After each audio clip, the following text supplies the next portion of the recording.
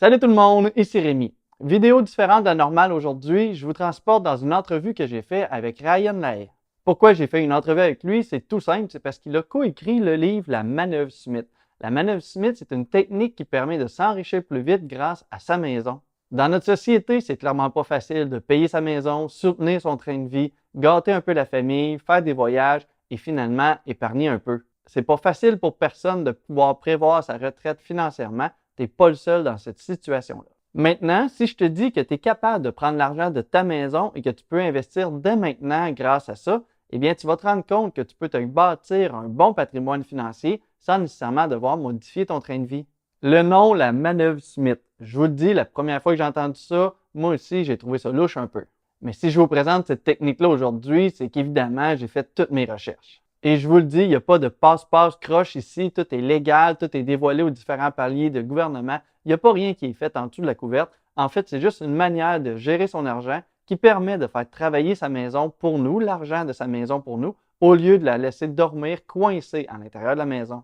C'est vrai, ça peut vous paraître bizarre un peu si vous n'avez jamais entendu vraiment parler d'investissement, d'actifs, de marge de crédit, d'intérêt et de rendement composé, de dollar cost averaging, de drip, de mise à part de l'argent. Bref, il y a plein de concepts ici. Mais cette technique-là, ça va vous ouvrir les yeux sur une technique que moi-même j'utilise pour pouvoir m'enrichir. Écoutez bien parce que ceux qui veulent aller plus loin, eh bien ces 10 livres-là sont à donner gratis. En lisant le livre et en mettant la technique en place, ça pourrait vous donner des résultats de dizaines, voire de centaines de milliers de dollars de plus dans votre patrimoine rendu à votre retraite. Comme c'est clairement pas négligeable ici comme résultat potentiel, eh bien, mon but, c'est de le présenter à tous et ensuite, ce sera à vous de voir si vous voulez la mettre en place ou non. Ce sera votre choix. Eh bien, là-dessus, je vous dis bonne écoute. Salut Ryan. Écoute, ça fait plaisir de te rencontrer. Merci, content d'être là. Je te connais pas beaucoup, Ryan. De prime abord, est-ce que tu peux te présenter un petit peu pour les gens qui ne te connaissent pas? Oui, écoute, j'ai une formation d'actuaire à la base. J'ai gradué en 2006 de Concordia à Montréal. C'était bien plate, travailler en actuariat, donc j'ai décidé de rentrer en courtage hypothécaire. C'est une longue histoire pourquoi le courtage. Mon père était courtier immobilier, je travaillais pour la CBC, ça semblait quelque chose d'intéressant, je n'étais pas sûr. Je me dis que j'allais essayer de travailler dans le domaine au moins un an pour voir si c'était plus intéressant que de faire des calculs de réserve ou de risque avec la banque. Et finalement, ça a l'air que c'était intéressant. 18 ans plus tard, je suis encore là. Donc, tu guides des clients dans le choix des prêts, entre autres. Ouais. Puis là, aujourd'hui, si on se parle, c'est entre autres pour la manœuvre Smith. La manœuvre Smith, avant de parler de la manœuvre directement, toi, comment tu en as entendu parler? Comment ça t'a accroché quand tu as entendu parler de ça pour la première fois? Oui, donc le livre La Manœuvre Smith originalement été écrit par Fraser Smith, qui était le père de Robinson. Le livre qu'on a aujourd'hui en français, c'est Robinson, moi et André C. qui l'ont traduit en français. On a rajouté des volets. Mais le livre original a été écrit en 2003. C'est une stratégie qui existe depuis les années 80, qui a été fondée par un monsieur Fraser Smith dans l'Ouest canadien. Pour ceux qui sont intéressés, le produit marge de crédit hypothécaire qui est requis dans la stratégie n'existait pas au Canada avant que Fraser Smith parle à un banquier de l'Ouest canadien qui a créé, qu'est-ce qu'on connaît aujourd'hui? Qui a fait bouger les choses, là. Exactement. Qui a créé, avec une banque de l'Ouest, le produit marge de crédit hypothécaire dans les années 80. Le produit n'existait pas avant. Et depuis ce temps-là, mais les autres banques, des banques un peu plus connues, ont regardé le produit. Puis aujourd'hui, toutes les banques offrent un produit qui varie un peu comme marge de crédit, mais c'est un produit très populaire. Mais ça, à la base, à cause de la stratégie qui a été développée par Fraser Smith, ça l'a créé, ça l'a inventé, si on veut, la marge de crédit hypothécaire que les gens connaissent quand même très bien aujourd'hui. Okay. Donc, j'ai entendu parler de ça quand j'ai commencé dans le domaine, de façon un peu indirecte. J'ai un client qui est arrivé en 2006, qui m'a dit « Écoute, j'aimerais implanter la manœuvre Smith. J'ai lu un livre. » Puis je lui ai dit « Mais c'est quoi ça, la manœuvre Smith? » C'est quoi? J'avais peur. J'avais comme de là, c'est quoi, là? Comme il va me poser une question de faire quelque chose de bizarre. Puis finalement, j'ai dit « Non, j'ai lu un livre. Je travaille avec M. André C., qui est aujourd'hui mon partenaire dans le brevet, puis le volet Groupe Consultation Québec, Groupe Consultation Smith Québec. » Okay. Puis il m'a donné le livre. J'ai lu le livre. J'ai dit « Mon Dieu, c'est normalement intéressant. » Et puis, ça a commencé là.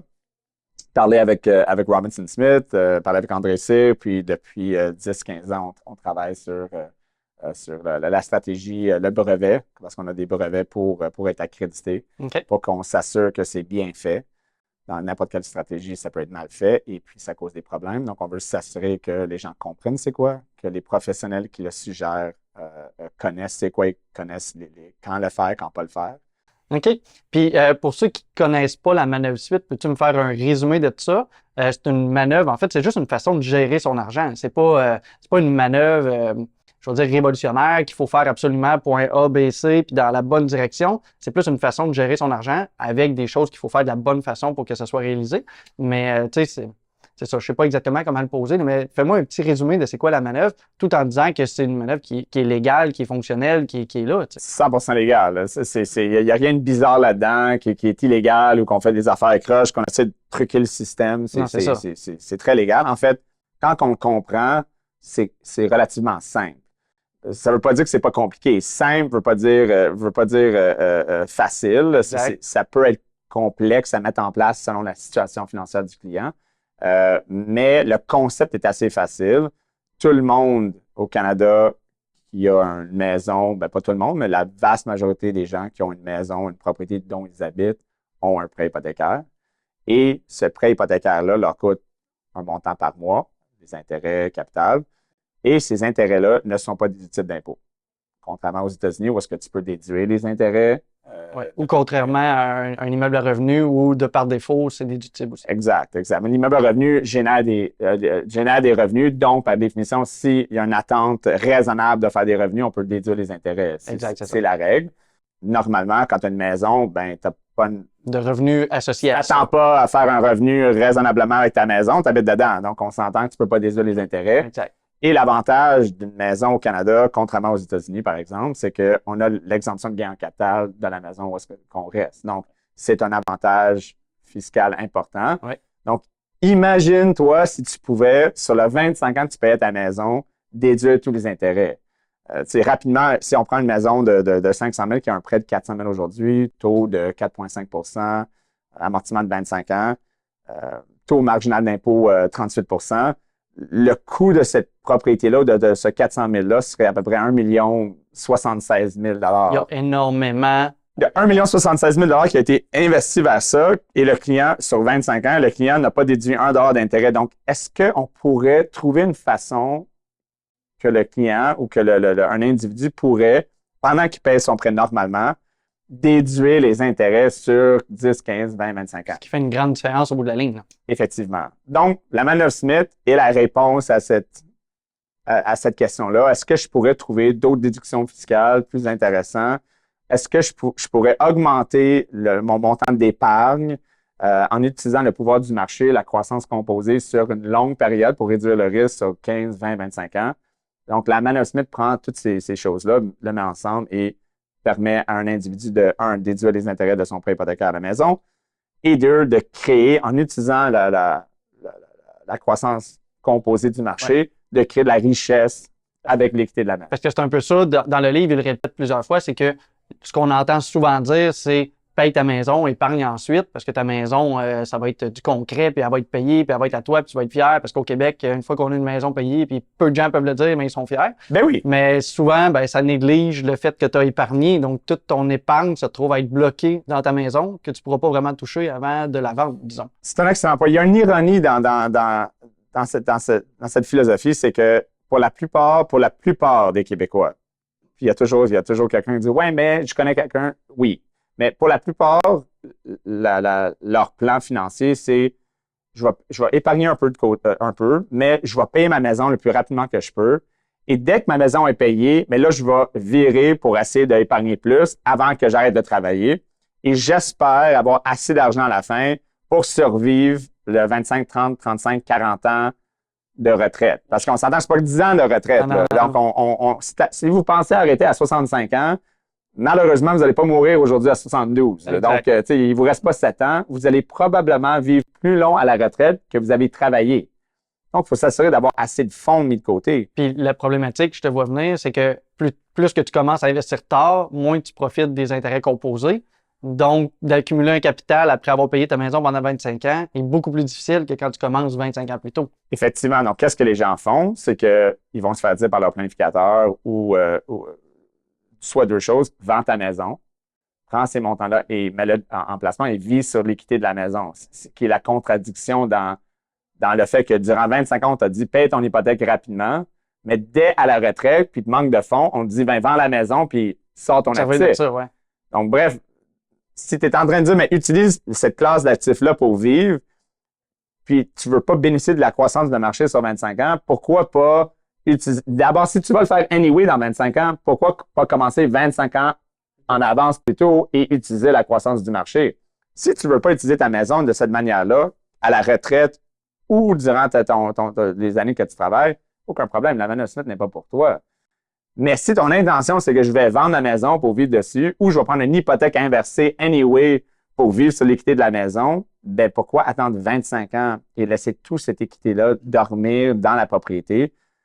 Ça revient à la même chose. Donc, tant qu'à le faire, faisons-le de manière plus optimale. Et la Manor Smith, c'est une manière de regarder ça. Une première question que j'ai, là, c'est il faut, pour comprendre un petit peu la Manor Smith, tu prends ton équité sur ta maison et tu l'investis. Exact. C'est en l'investissant que ça va te permettre de réduire, pas de réduire, mais de déduire les intérêts sur tes impôts, ce qui va te ramener un remboursement d'impôts, donc tu peux le rembourser et tout ça. Exact. Mais la base de la manœuvre, c'est d'investir ton argent. Si tu ne l'investis pas, la manœuvre ne fonctionne pas. Mais il n'y a pas de manœuvre si tu n'investis pas. Effectivement, oui, c'est ça. Fait que la base de tout ça. Donc, ceux qui sont comme OK, mais il faut l'investir. Là, j'en ai plusieurs pour avoir prêté le livre et tout ça, l'avoir expliqué à des gens. Il y en a beaucoup qui trouvent que c'est risqué. Pour toi, c'est quoi le risque associé à la Manor Smith? Bien, effectivement, il y a un risque associé à n'importe quel type de levier. La Manor Smith n'est pas un levier classique, dans le sens que un levier classique, c'est que un client va aller emprunter 100 000 et va le jeter dans les marchés parce qu'il n'a pas le 100 000. Mm-hmm. Parce qu'il se dit, OK, je vais l'emprunter parce que si je ne l'emprunte pas et je ne l'investis pas, ben je n'ai pas assez d'épargne puis je vais essayer d'utiliser le marché pour pousser mon 100 000 pendant que je paie le prêt. Oui, c'est ça. Donc, l'idée, c'est d'essayer d'emprunter à plus petit taux que tu es capable d'avoir puis encaisser la différence. Effectivement. Quand tu le fais dans une grosse shot, à n'importe quel moment, mettons 100 000, 200 000, peu importe, il y a plusieurs manières de le faire, ben tu es sujet à la fluctuation du marché sur le moment immédiat. Donc, tu n'es pas en train de faire des petits montants à long terme. Tu y vas 100 000, puis tu espères sur les 10 prochaines années, ben le taux d'intérêt déduit, parce que tu vas pouvoir déduire ton intérêt, et ton rendement dans les placements va être bénéfique. C'est correct. Il y a des risques associés à ces leviers-là. Donc, il y a un levier au niveau de la Manor Smith, mais le levier est différent parce que ce n'est pas un levier où est-ce que tu sors 100 000 immédiatement. C'est une stratégie de conversion, pas d'endettement additionnel. Il faut le comprendre. Donc, quelqu'un qui a un prêt de 400 000 aujourd'hui, on prend l'exemple, va devoir payer ce prêt-là de toute manière. Okay. Et puis, donc, à chaque mois, il va payer un montant de capital, intérêt et capital sur sa portion non déductible. Donc, il va avoir un montant qui va se dégager sur ce 400 000-là qu'il va pouvoir réinvestir. Donc, c'est des petits montants qui sont investis mensuellement à chaque année pour une très longue période. Ouais. Donc, il y a un concept en anglais qui s'appelle Dollar Cost Averaging qui réduit le risque au niveau des placements. Donc, l'idée, c'est que si tu places un gros montant aujourd'hui, il y a plus de risques que si tu mets des petits montants sur une très longue période. La raison, c'est que les marchés font un peu up, down, mais fait que des fois, tu vas acheter plus haut, mais tu vas aussi des fois acheter plus bas. Exact. Et tout ça va s'enligner. Puis tout ça va s'enligner sur une croissance ligne, linéaire en assumant que tu es d'accord dans la théorie qu'à long terme, les marchés augmentent. On pourrait avoir un argument que peut-être à long terme, les marchés augmenteront pas. Si c'est le cas, ben à ce moment-là, on devrait tout arrêter d'investir. Point, parce que si les marchés à long terme n'augmenteront pas, ben l'économie va mal aller. Je devrais juste pas investir dans les marchés. Donc, si à la base, vous croyez que investir dans le marché n'est pas quelque chose qui va être rentable, ben la Manor Smith n'est pas pour vous, autant que placer de l'argent n'est pas pour vous. Donc, vous allez devoir trouver d'autres manières de générer des revenus passifs. Ouais, exact. Mais si vous croyez que, ben oui, si j'investis tranquillement, moi, à ma retraite, je vais avoir plus d'argent parce que les marchés vont m'avoir aidé. Le principe fonctionne. La Manor Smith a moins de risques de ce côté-là parce que vous mettez des petits montants sur une très longue période. Ça, c'est l'idée. L'idée n'est pas de mettre un gros levier, mais il y a quand même des risques quand on fait du levier. Et le risque principal dans la Manor Smith, c'est que à la première signe, si un client le fait, et à la première signe que les marchés baissent, parce qu'il va y avoir une année, la première année, la quatrième année, la septième année. 2020 arrive, la pandémie arrive. Moins 14, moins 20 dans ton portfolio, puis là, tu regardes que là, tu as 150 000 déductibles que tu as investi, puis là, tes placements sont moins, puis là, tu dis, OK, là c'est une erreur, je débarque. Si tu es une personne qui débarque à la première signe, tout comme quelqu'un qui met ses placements, puis la seconde qu'il y a une année négative, il vend tous ses placements, on les connaît, ces gens-là. C'est ça. Vendent tout, ils sont comme, je mets tout dans un CPG garanti à 1,5 %. C'est correct, ça t'appartient. La Manor Smith n'est pas pour toi. Il faut que tu sois assez zen pour te dire, si je commence aujourd'hui, il me reste 25 ans sur mon prêt, je vais faire ça pour 25 ans et je vais aller chercher une croissance composée. Et je vais réduire mon risque parce que je le fais à long terme. Ça répond aussi à la prochaine question qui est un peu, les gens me disaient, oui, mais bon, on le voit là, avec les taux d'intérêt en ce moment qui ont un peu explosé. Tu peux avoir ta marge qui va être à 7,2, mettons, 7,2. 7,7 selon le... Fait que les marges sont quand même assez hauts en ce moment. Puis là, le marché, en ce moment, il fait ça de même, il boite un peu, il descend. Donc, en ce moment, il y a potentiellement une chance que tu empruntes à plus haut taux que ce que tu vas générer. Mais comme tu dis, dans le temps, ça va se placer. Là. C'était une excellente question parce que durant une présentation, il y a des planificateurs financiers qui m'ont posé la question, mais c'est peut-être pas un bon moment de commencer à la Manor Smith et d'investir parce que les taux d'intérêt sont plus élevés. Puis je leur ai relancé une question pour dire, écoutez, vous avez peut-être raison, mais je vous pose la question autrement. Vous êtes planificateur financier, vous avez tous des clients, oui. Est-ce que vous avez dit à tous vos clients cette année de ne pas investir en placement aucunement et de juste payer leur prêt hypothécaire parce que les taux sont plus élevés? Levez votre main qui a dit ça parce que clairement, si c'est vrai, vous devrez leur dire, mettez rien dans vos placements avec moi cette année parce que votre taux hypothécaire est trop élevé. Payez votre prêt. On va se revoir quand les taux sont plus bas et les marchés sont meilleurs.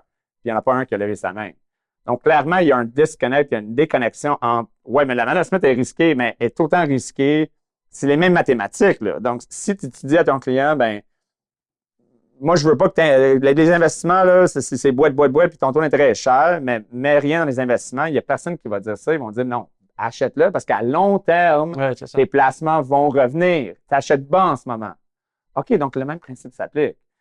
Timer le marché, là, c'est impossible. Tu peux jamais timer le marché. Comment tu sais que c'est le plus bas ou le plus haut? Peu importe le marché boursier, le marché immobilier, peu importe les cryptos, on peut jamais savoir c'est quand le plus haut, c'est quand le plus bas. Non, tu dois juste, selon moi, c'est une opinion, tu dois juste t'assurer que tu as un plan et que tu vas être là à long terme parce que tu as confiance à long terme que les marchés vont augmenter. Donc, si tu es là pour long terme et tu fais les bonnes choses à long terme, le risque est réduit et ta croissance va être intéressante. Non, c'est ça. C'est comme investir dans un REE. Tu sais que tu en as pour minimum 16 ans. Oui. En partant, en de le décaisser. Donc, au final, tu es mieux d'être plus risqué parce que tu as la possibilité de risquer pendant 16 ans avant d'être sur le point de décaisser. Oui, et il y a une question de gestion de fonds là-dedans qui est faite par les gens qui sont accrédités au niveau planification par le Manor Smith que quand tu approches la fin de la stratégie, ben il faut changer le type d'investissement parce que tout comme quelqu'un qui arrive à la retraite, quelqu'un qui va investir à 25 ans dans les types de placements qu'il investit n'aura pas la même philosophie que quelqu'un qui arrive à la retraite 5 ans avant sa retraite. Le long terme diminue. Là. Exactement. Donc, il va commencer 5 ans avant ta retraite ou 10 ans selon le planificateur. Ils vont commencer à penser, ben attends, il va falloir que je change le type de placement parce que là, je veux pas que mon portfolio baisse 3 ans avec sa retraite de 30 %. J'aurai pas assez de temps d'aller récupérer. Donc, ça, c'est une question de gestion de portefeuille que les planificateurs font bien.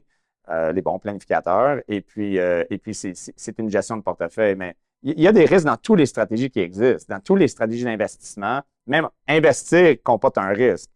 Mais de rien faire comporte des risques aussi. Donc, la question qu'une personne doit se poser, c'est que est-ce que le coût de rien faire ou le risque de rien faire est supérieur à mon risque au niveau de la stratégie?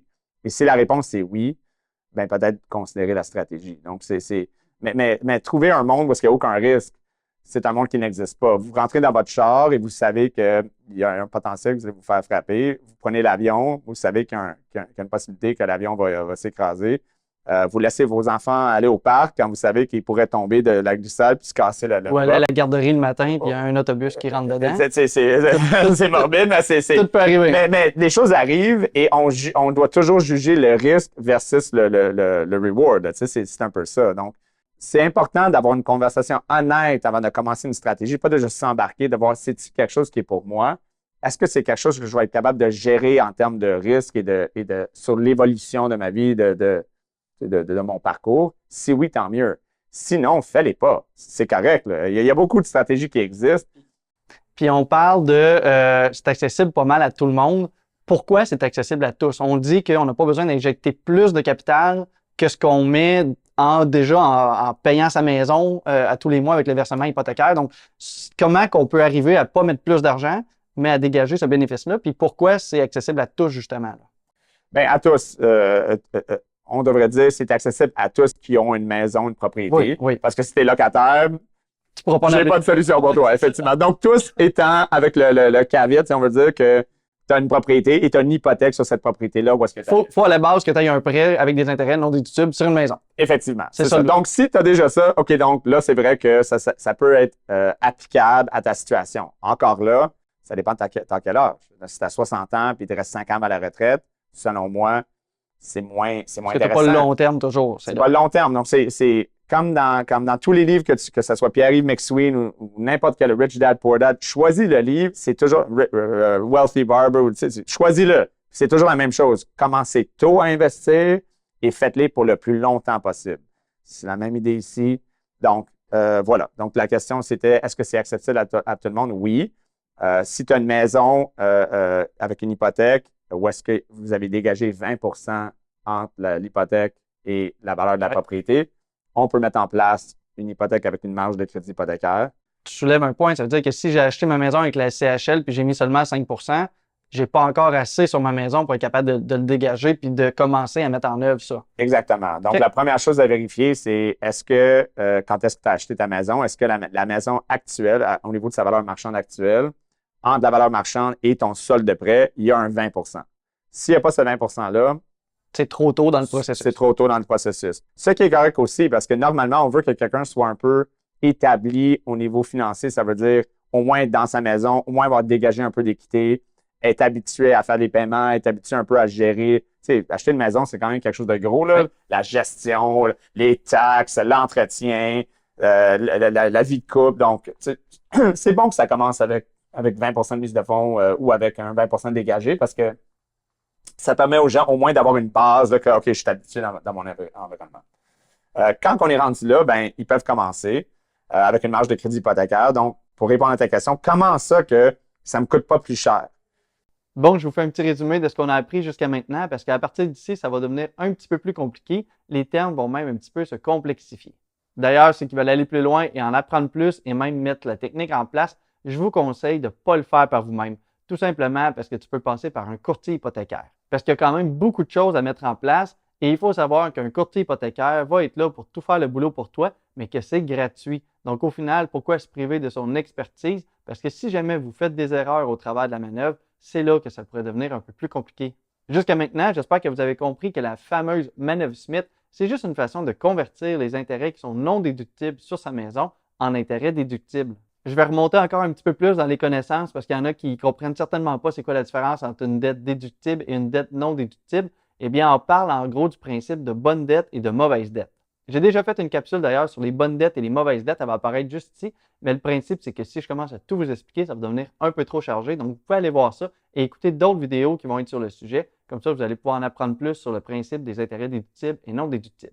Et en gros, la manière de transformer la mauvaise dette sur ta maison en bonne dette déductible, eh bien, c'est tout simplement d'investir l'argent de ta maison. Tu vas pouvoir l'investir évidemment en bourse et même en immobilier ou même dans une entreprise privée. Bref, c'est toi qui gères tes gains et qui fais ça à ta manière. Ce qui est intéressant, c'est que de pouvoir investir, eh bien, ça ne te coûtera pas plus cher tous les mois que ton paiement hypothécaire. Donc, si ta maison te coûte 1 000 $ par mois en paiement hypothécaire et que tu n'as pas d'autre argent ensuite que tu peux épargner, eh bien, tu peux quand même mettre la technique en place parce que tu n'auras pas besoin de plus d'argent. Au final, tu vas pouvoir te servir de ce 1 000 $ par mois que tu mets à tous les mois sur ta maison pour pouvoir investir dès maintenant. Je vous le dis, ça commence à être un peu plus technique, ça va devenir un peu plus concret. On continue. Pour répondre à ta question, comment ça que ça ne me coûte pas plus cher? Ça, c'est une façon qu'on met en place la stratégie. On peut décider pour accélérer, parce qu'il y a des accélérateurs, ça lui dit, on peut décider que ça te coûte un peu plus cher si tu veux accélérer le processus. Tu peux décider de payer les intérêts, tu peux décider de consolider certaines dettes autour de toi pour augmenter la rapidité dans laquelle tu payes tes dettes non déductibles. Tu peux faire du DRIP, qui est les placements qui donnent des dividendes, qui vont être réinvestis sur la dette non déductible que tu vas ressortir. Il y a plein de... la mise à part de l'argent, si tu as des immeubles ou tu as des travailleurs autonomes. Bref, il y a beaucoup d'accélérateurs qu'on peut mettre en place. Oui. Mais à la base, comment qu'on fait pour que ça ne coûte pas plus aux gens, c'est qu'on ajuste le montant investi moins les intérêts qui vont être capitalisés. Donc là, pour les gens qui nous écoutent, ils sont comme quoi? Donc, la marge de crédit hypothécaire va avoir des intérêts. Ouais. Ces intérêts-là doivent être payés. Ben, c'est ça, parce qu'au final, tu te trouves à payer 2 fois les intérêts. Tu payes les intérêts à la base sur ta maison quand tu fais ton paiement en capital. Ça, tu le payes normalement. Tu le paierais de toute façon. C'est qu'est-ce que tu paierais. Exact. Donc ça, on l'oublie parce que tu vas le payer anyway. Exact, c'est ça. Fait qu'on oublie, tu le payes de toute façon. C'est l'extra. Mais l'extra, c'est le fait de réemprunter cet argent-là pour l'investir. Exact. Tu vas quand même avoir des intérêts supplémentaires à payer. Ils sont déductibles, mais doivent être payés. Exact. Ou doivent être gérés. Donc, soit vous le payez vous-même ou soit vous le capitalisez à l'intérieur de la marge. Mais si vous le capitalisez à l'intérieur de la marge, ça veut dire que la marge augmente plus rapidement parce que les intérêts se capitalisent. Oui. Donc, il faut avoir un ajustement. Donc, il y a plusieurs façons de faire ça. On peut soit, avec les dividendes ou les investissements qui génèrent des revenus, utiliser ça une fois par année, une fois par mois, selon comment qu'on l'adapte pour payer les intérêts. Okay. Mais là, qu'est-ce qui arrive, c'est que si on décaisse les investissements ou qu'on prend des dividendes et au lieu de les réinvestir, on paye les intérêts, naturellement, la croissance composée est moins rapide. Donc, tout se fait, mais ça dépend du but du client. C'est pour ça que c'est très cas par cas. Il faut voir avec le client qu'est-ce qui est mieux, c'est quoi ton budget. As-tu un budget pour payer les intérêts ici? Oui, combien? 100 $ par mois? OK, mais 100 $, c'est quand même pas rien. Ça veut dire que les dividendes et tout ça vont être réinvestis pendant que tu couvres au moins le 100 $. Si le client dit non, j'ai vraiment pas d'argent, puis ça, c'est vraiment une des choses que la management répond. Puis c'est un problème pour beaucoup de gens. Le problème, c'est que je me fais dire... Ils sont à côté, puis ils n'ont pas de marge de manœuvre. Là. Oui, je me fais dire, pour ma retraite, épargne plus, dépense moins, mais j'ai pas plus d'argent. La vie me coûte de plus en plus cher, mes enfants coûtent cher, ma blonde me coûte cher, mon conjoint, je dis ma blonde parce que je suis un gars, mon conjoint, conjointe, personne non binaire, peu importe, me coûte cher, mon partenaire me coûte cher, ou nous coûte cher, on se coûte cher, vous comprenez ce que je veux dire? Donc, ils ont moins de fonds, mais ils se font dire, la solution de tous les planificateurs du monde, c'est, mais épargne plus. Ouais, mais si j'ai pas d'argent, là, pour épargner plus, merci, comment que je vais me rendre à mon but de retraite? Parce qu'en lisant le livre, en as-tu vraiment besoin? Au lieu de diminuer ce qu'on s'offre à tous les jours et tout ça, pour essayer de dégager 10 $, 100 $, puis essayer de le remettre de côté, ben là, on peut essayer de garder le même train de vie, puis juste prendre ça, puis essayer de remettre ce qu'on peut dedans. Ouais, ça peut être équilibré. Il y a certainement une conversation à avoir par rapport à qu'est-ce que tu dépenses et est-ce que tu l'as vraiment besoin. Ça, à la base, tout le monde devrait se poser cette question-là, honnêtement, parce qu'il y a beaucoup de choses qui pourraient être faites simplement par dire, as-tu vraiment besoin de ça? Vraiment? Puis là, tu te plains, tu dis que tu n'as pas d'argent. Donc, avant de se rendre à j'ai pas d'argent, on fait une analyse pour voir est-ce que c'est vraiment vrai? OK, donc ça, il faut le faire. Mais même si on fait ça à la fin, si on fait une projection honnête, si on fait vraiment une analyse honnête de qu'est-ce que les Québécois vont avoir besoin à leur retraite, vraiment en fond, là, pour vraiment vivre, corriger avec l'inflation. Oui. Parce qu'on s'entend que 100 000 aujourd'hui, là, dans 25 ans, ça ne sera pas 100 000 que tu auras besoin. Donc, si on regarde vraiment au niveau inflationnel et on corrige pour voir qu'est-ce qu'ils auront besoin pour vivre un style de vie juste correct, la vaste majorité des gens n'arriveront pas. C'est la réponse que personne ne veut dire. You're not going to make it. Excuse. Tu vas devoir, à la retraite, prendre des choix. Et si c'est quelque chose que tu es prêt à faire, parfait. Mais si c'est quelque chose que peut-être tu veux tenter d'éviter, au moins en partie, c'est aujourd'hui, quand tu es jeune, et aujourd'hui, avant que tu arrives très proche à ta retraite, que tu dois penser à des stratégies innovantes ou différentes pour aller chercher plus de richesse. Que ce soit la management ou autre chose, ces conversations-là doivent avoir lieu. Puis, c'est rare, selon moi, que ces conversations-là ont lieu. Oui, c'est ça. Puis, il y en a qui choisissent, un peu comme moi, j'ai démarré l'immobilier à 22 ans. Maintenant, je suis un petit peu aussi dans la bourse. Mais ça, c'est parce que je suis capable de me dégager des liquidités, de continuer à investir. Mais c'est ça. Il y en a qui n'ont pas nécessairement plus à leur portée de main. Puis, quand tu as une maison, ben ça, c'est comme un levier très facilement accessible qui peut être mis en place quand même relativement facilement. Et si tu n'as pas beaucoup d'argent à la retraite ou si tu vas être pris à la retraite et tu as ta maison, les chances que tu vas utiliser cet actif-là à la retraite sont extrêmement, extrêmement probables. Oui. Donc, si on est honnête et tu as l'intention d'utiliser, parce que souvent dans leur tête, ils vont dire non, non, je vais pas utiliser ma maison.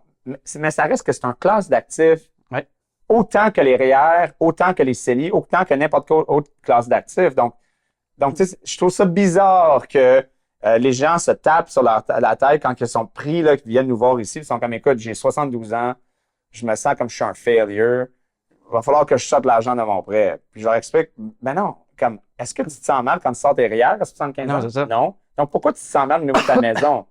Et si on amène ça à quand tu as 25 ans, pourquoi tu te sentirais mal maintenant ou tu trouverais ça bizarre d'utiliser l'équité actuelle pour le faire accroître sur 25 ans? Parce que tu vas l'utiliser anyway. Ouais, c'est ça. Et là, pour 25 ans, tu n'as rien fait. Donc, tu as littéralement perdu 300, 400, 500, 600 000 de création de richesse potentielle parce que on s'est créé une barrière psychologique. Une barrière psychologique limitante qui n'existait pas vraiment.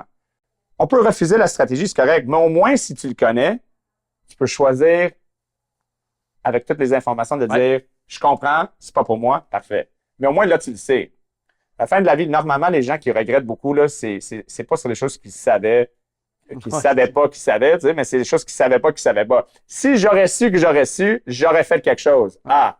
Donc, au moins ici, on ouvre un peu de lumière, on met un peu de lumière sur quelque chose qu'ils savaient même pas, qu'ils savaient même pas. Ben, c'est un peu pour ça, d'ailleurs, qu'on fait la capsule aujourd'hui, parce que moi-même, étant dans l'immobilier depuis 10 ans, faut dire que j'ai même pas de maison personnelle. Là. Pour ceux qui m'écoutent, je suis rentré à 88 locataires, mais j'ai même pas de maison personnelle. Pour toi, ouais, c'est ça. C'est correct. Qui était une bonne chose aussi. Mais je connaissais pas cette manœuvre-là. Je l'ai connue, ça fait quelques mois maintenant. J'ai lu le livre, ça m'a intrigué. C'est pour ça qu'on en parle aujourd'hui. Puis le but, c'est de la faire connaître quand même au plus de gens possible.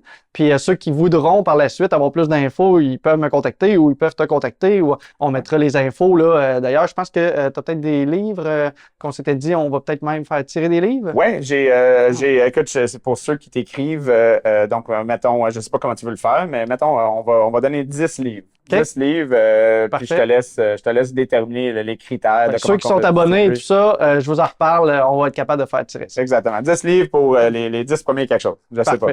Parfait. Vous l'avez entendu, ces 10 livres-là sont à faire tirer. Et si vous voulez avoir une chance, c'est tout simple, il va falloir que vous soyez tout d'abord abonné à la chaîne et aussi que vous laissiez un commentaire. C'est pas plus compliqué, mais dans votre commentaire, expliquez quand même c'est quoi sommairement votre situation financière, si vous aviez déjà, oui ou non, entendu parler de la manœuvre Smith, mais aussi si c'est quelque chose qui vous intéresse et que vous pensez mettre en place plus tard. Ce ne sera pas nécessairement les 10 premiers parce qu'au travers des prochaines semaines, je vais prendre 10 personnes d'entre vous aléatoires dans ceux qui auront laissé des commentaires et je vais vous livrer le livre directement chez vous. Ça va me faire plaisir de vous faire ce cadeau-là. Chacun des livres avec la livraison, ça revient quand même à environ 40 $, donc c'est non négligeable d'avoir un livre gratuit. Mais aussi, c'est qu'en lisant ça, ça va pouvoir faire une différence énorme sur votre patrimoine financier à votre retraite. J'espère que vous allez pouvoir être assez intrigué pour pouvoir aller plus loin et mettre ça en place si ça vous convient. Donc, dans les questions qui me revenaient, c'est est-ce que c'est la même façon de faire si on est célibataire ou en couple?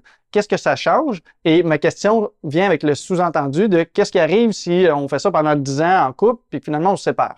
Oui. Donc, ça, c'est une bonne question. Puis, c'est une des raisons, c'est pourquoi on a une accréditation pour implanter la stratégie. Donc, les gens qui sont accrédités, c'est de comprendre que la vie change.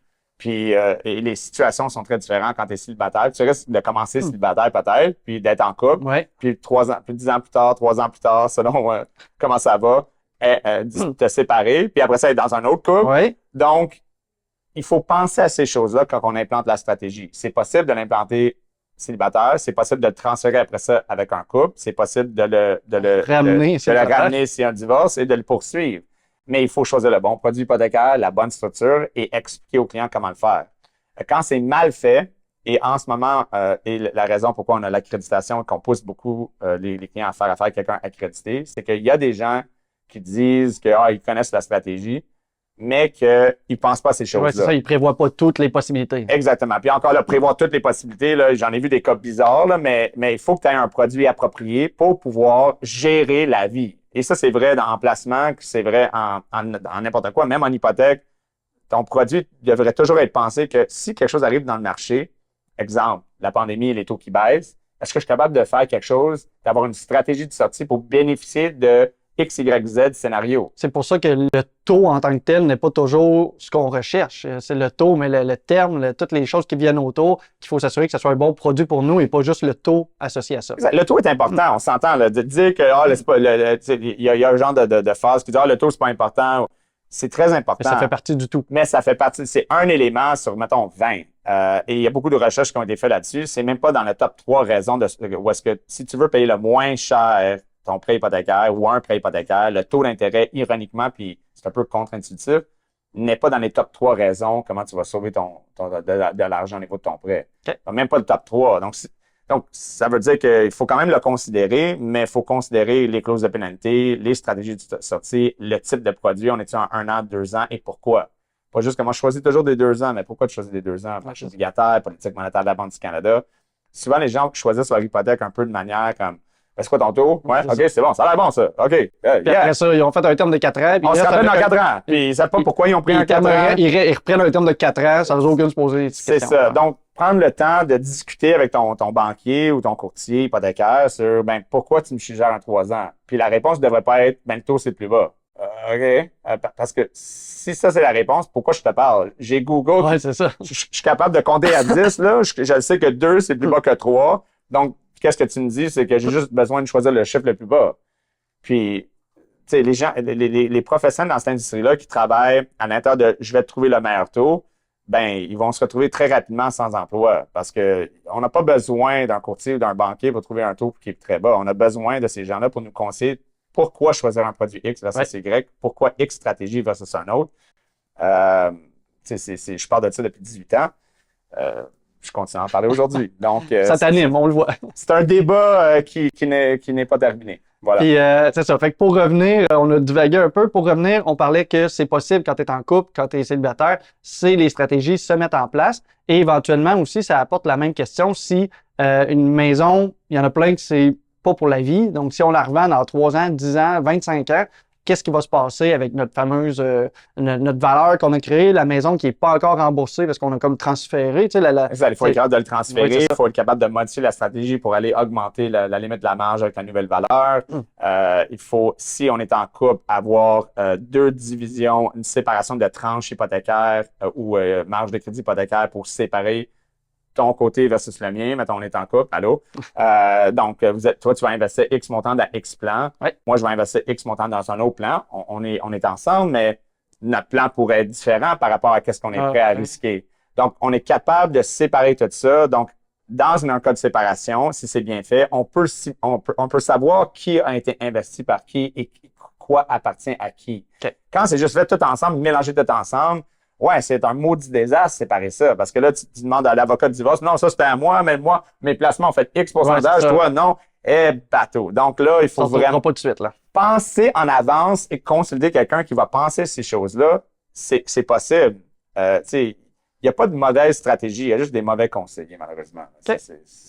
Fait que la prochaine question, c'est on parle des accélérateurs, entre autres, et tout ça. Puis tu sais, dans le livre, pour ceux qui prendront le temps de le lire, on parle souvent qu'on peut réduire le prêt, au lieu de le payer sur 25 ans, on le paye sur 7 ans. Tu sais, c'est des gros chiffres, ça fait rêver de payer sa maison sur 7 ans. Mais la question, c'est pour une famille standard, qui n'a pas vraiment d'argent à réinjecter dans le processus, est-ce qu'il va gagner vraiment? Qu'est-ce qui peut en sortir de ça? Puis à l'inverse, quelqu'un qui a 500 000 par année à dégager, comment il va faire pour en profiter? Tout en sachant qu'à un moment donné, il y a des limites des banques et tout ça, tu sais, dans le prêt. Fait que, comment qu'on peut se débrouiller, là? C'est quoi les marges de manœuvre qu'on a pour rembourser plus vite ou pas? C'est très cas par cas, hein, ça dépend. C'est difficile d'aller cas par cas parce que tout peut être fait selon les besoins d'un client. Donc, si on prend le premier exemple, quelqu'un qui a vraiment un budget fixe, donc des salariés qui ont un salaire fixe puis qui sont dépendants de leur employeur pour qui n'ont pas de marge de manœuvre. Qui n'ont pas de marge de manœuvre. Ils ne peuvent pas faire de temps supplémentaire, ça existe. Là, comme moi, je fais 55 000 par année, puis j'ai pas de temps supplémentaire, puis j'attends qu'ils me donnent une augmentation. Je suis vraiment comme, je travaille avec un budget X par semaine ou par mois, puis that's it. Donc, comme on disait tantôt, on regarde qu'est-ce qu'on peut couper, puis quand on est rendu là, mettons qu'on implante la Manœuvre Smith, c'est la même théorie que, OK, tu payes ton prêt normalement, oui, OK, parfait. Donc, le montant que tu dégages, on va être capable d'investir. On fait ça. Ça, c'est on appelle ça dans les plain Jane, la stratégie de base. Puis eux autres, comment qu'ils vont bénéficier ou qu'est-ce qu'ils vont en tirer de ça? Mettons, est-ce qu'ils vont le payer sur 25 ans pareil ou ils vont être capables de le payer plus vite? Ou... Normalement, ça va réduire l'amortissement selon le taux d'intérêt de la dette non déductible. Parce que le plus que le taux d'intérêt est élevé sur la dette non déductible, le plus que tu mets des paiements par anticipation dessus, le plus que tu sauves d'années. Quand les taux sont très bas, mettons, quand on était à du 1,5, même si tu injectes des fonds additionnels sur la dette non déductible, l'amortissement ne baisse pas autant vite parce qu'il y a moins d'intérêt, tu payes beaucoup de capital, peu importe. Ouais. Les retours d'impôt, par exemple, qui vont être créés dans l'investissement, vont être à chaque année, vont être mis sur la dette non déductible. Ces retours d'impôt-là augmentent de manière exponentielle. Je dirais pas exponentielle, mais de manière mesurable. C'est pas linéaire.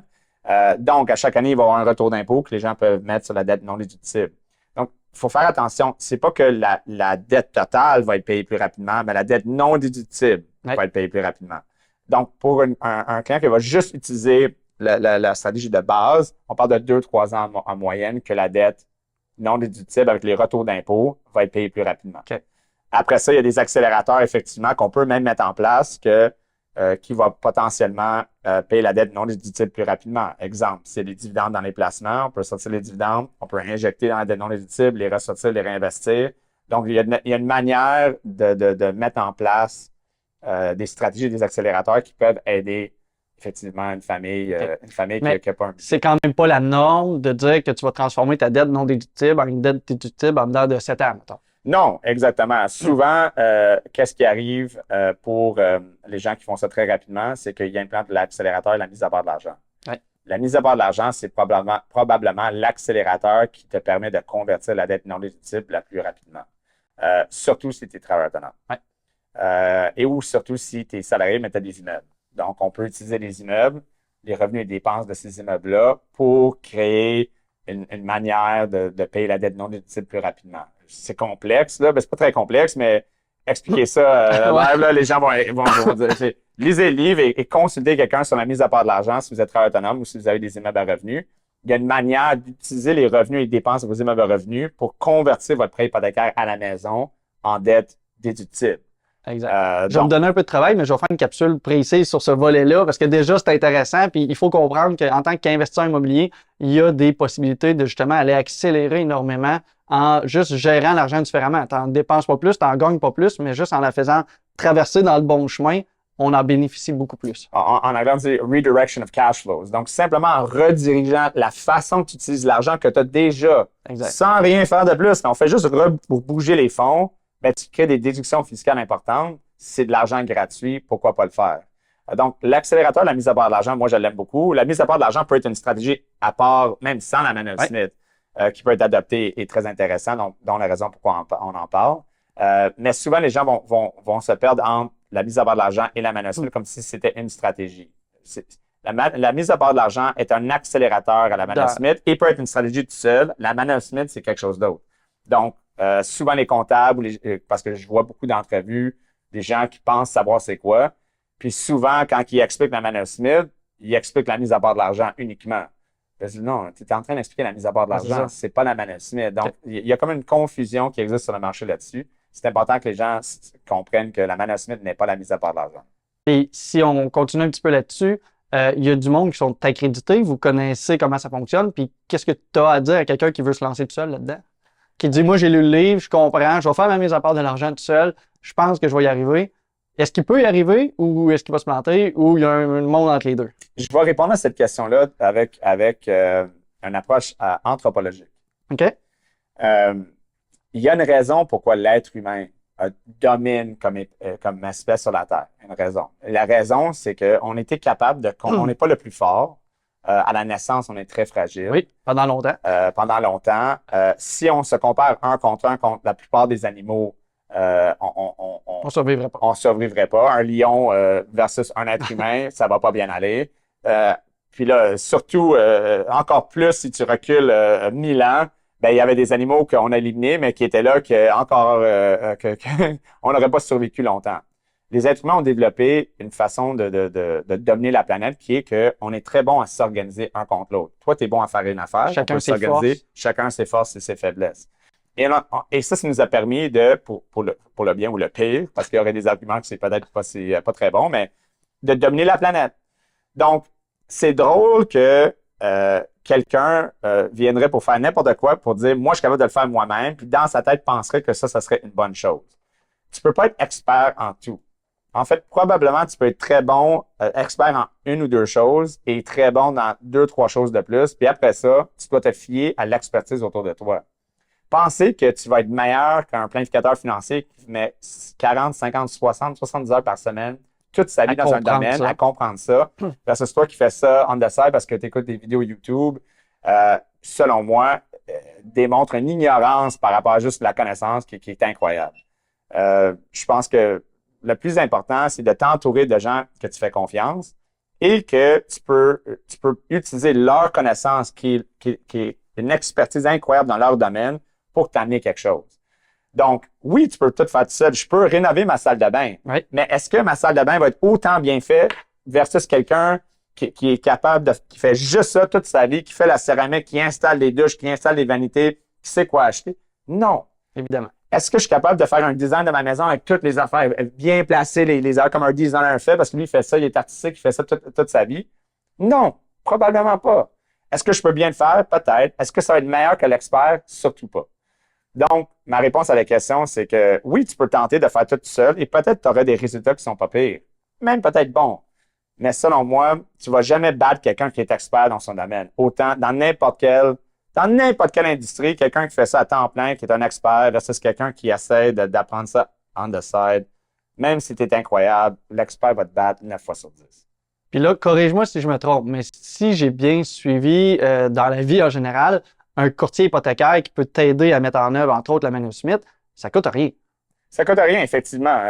Et que ce soit un courtier hypothécaire ou un banquier, le banquier, la seule mauvaise chose avec un banquier, c'est qu'il va te parler de son produit. À lui, qui n'est pas nécessairement le bon pour toi. Si tu es chanceux, tu vas tomber sur le bon, puis finalement, si c'était ce produit-là, tant mieux. Mais le banquier ne comprend pas nécessairement tous les autres produits qui existent sur le marché et les petites nuances.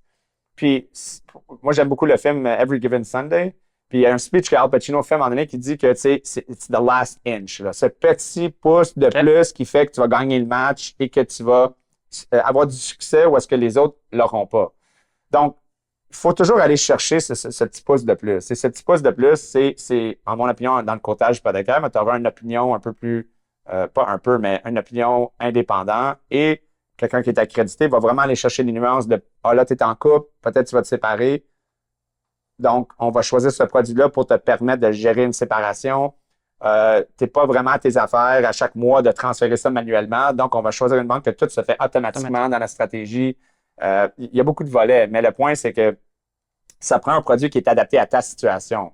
Et souvent, quelqu'un qui travaille, qui est un client, ne connaît même pas les questions qu'il devrait se poser sur sa propre situation et qu'est-ce qu'il a besoin. Comment tu veux bien faire ça toi-même ou expliquer ça à un banquier si toi-même, tu ne connais pas le dernier petit pouce là, que tu as besoin? Non? Il faut pas, justement, il faut pas avoir peur ou se dire qu'on va le faire soi-même parce qu'au final, en passant par toi ou quelqu'un d'autre qui est accrédité, ça coûte rien. Ça coûte rien. Exactement. Vous allez être, vous, payé par la banque, j'imagine, ou quoi que ce soit. Vous ne faites pas ça gratuitement non plus. Non, on est rémunéré par la banque. Ça, on a des pour le permis client, en ça coûte rien. Ben oui, c'est ça, exact. Pour le client, ça coûte rien. Puis le client va dire, ouais, mais je le paye quelque part, ça.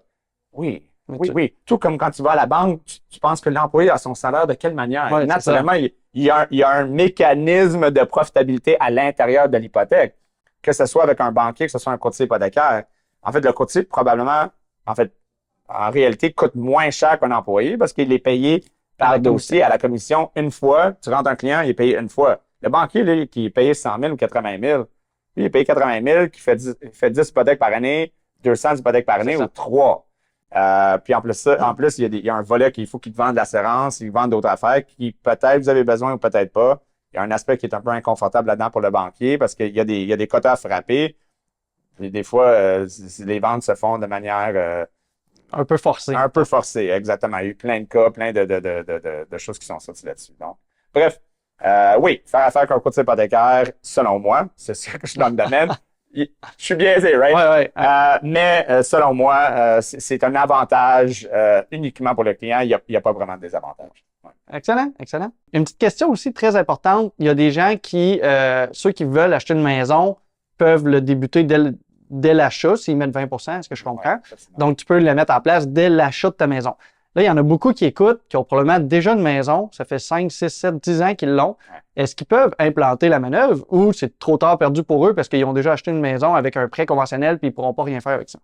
La réponse, c'est oui. Ça peut être intégré à n'importe quel moment, Okay.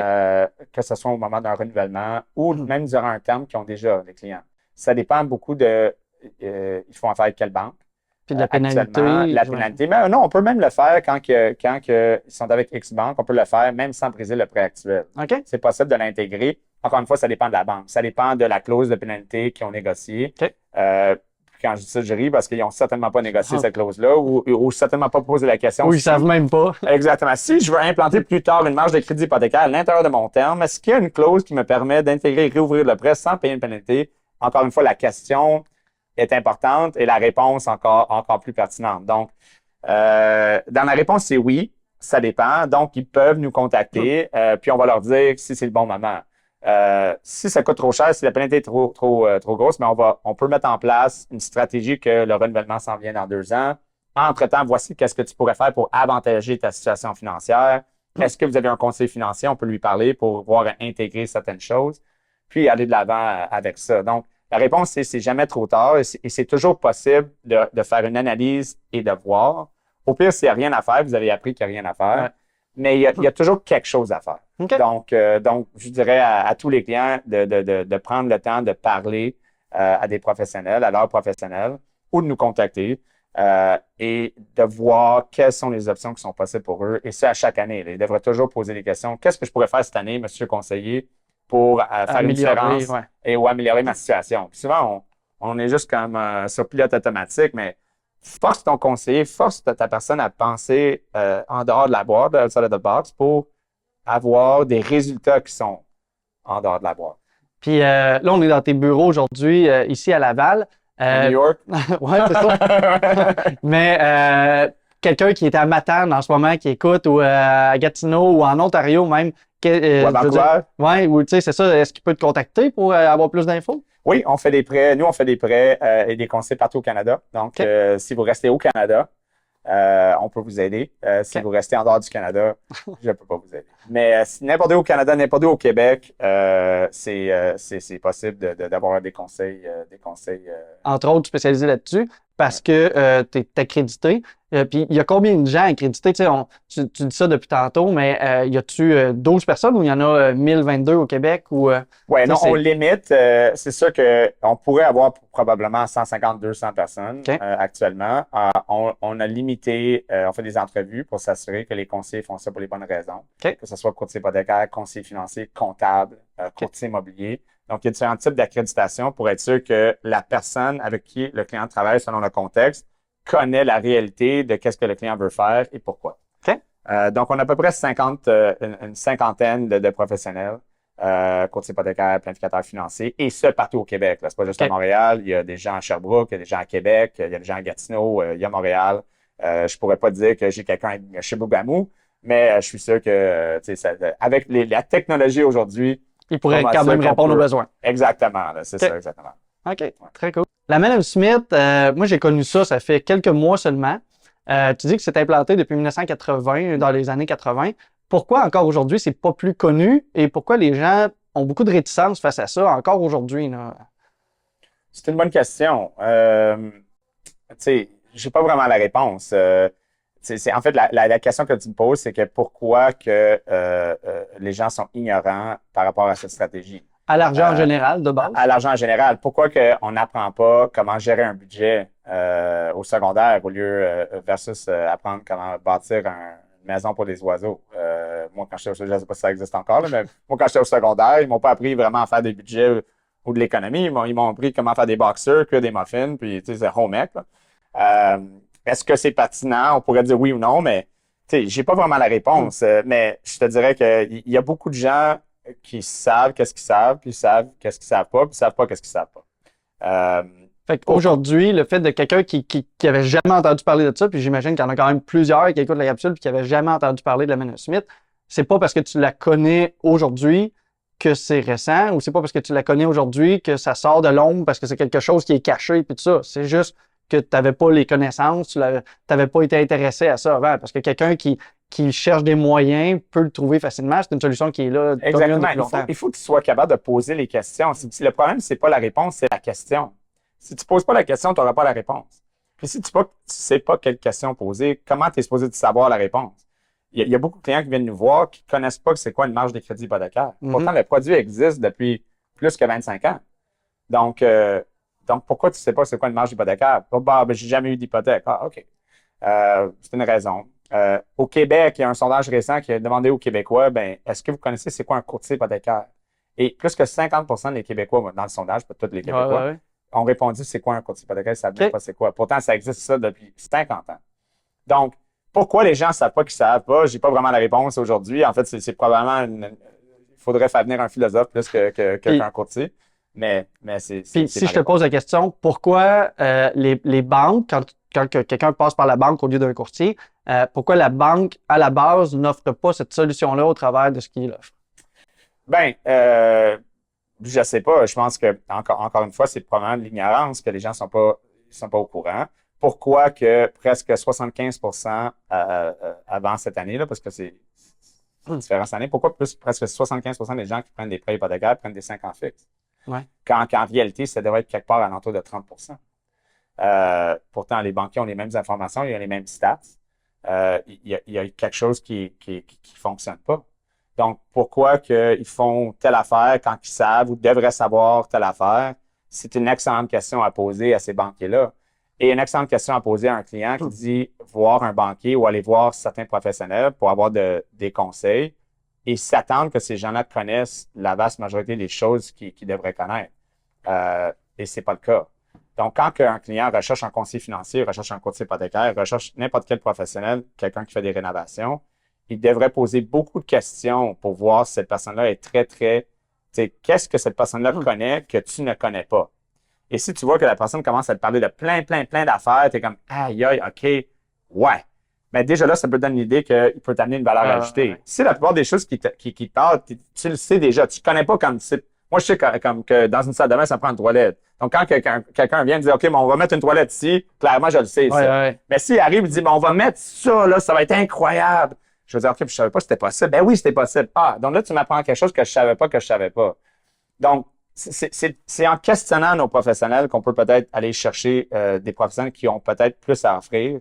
Mais encore, c'est une question difficile à répondre, donc c'est ma réponse. Je comprends, c'est bon. Ben écoute, merci beaucoup, Ryan. Ça fait plaisir. Ça fait plaisir d'avoir eu ça, cette conversation-là avec toi. Fait que on a des livres à faire tirer, justement. Je vais leur parler un petit peu de comment procéder pour les avoir. Puis c'est un livre que j'ai lu moi-même, qui est très intéressant et qui peut apporter bien des choses quand même aux gens là, au niveau de la façon de penser de l'argent aussi, d'ailleurs. Juste la façon qu'on peut entrevoir ça, puisqu'on ne l'apprend pas à l'école, justement. Fait que ça prend des choses autour. Ça te donne des idées. Et des idées peuvent amener à des percées, à des découvertes. Soyez en mode découverte toute votre vie, puis ça peut pas mal aller. Ben écoute, on termine là-dessus. Merci beaucoup. Ça fait plaisir, merci à vous. Voilà, c'est une capsule très chargée en informations. Clairement, ceux qui veulent aller plus loin, je vous conseille de lire le livre et aussi de contacter un courtier comme Ryan qui va pouvoir vous aider à en apprendre plus. Faire ça, c'est quand même une décision qui pourrait apporter des différences de plusieurs dizaines et voire centaines de milliers de dollars de plus dans ton patrimoine financier à ta retraite. Si vous avez des questions, et je suis sûr que vous en avez quand même plusieurs, évidemment, écrivez-les en commentaire et je vais prendre le temps d'y répondre. Et aussi, je vais faire d'autres capsules sur le sujet pour y répondre.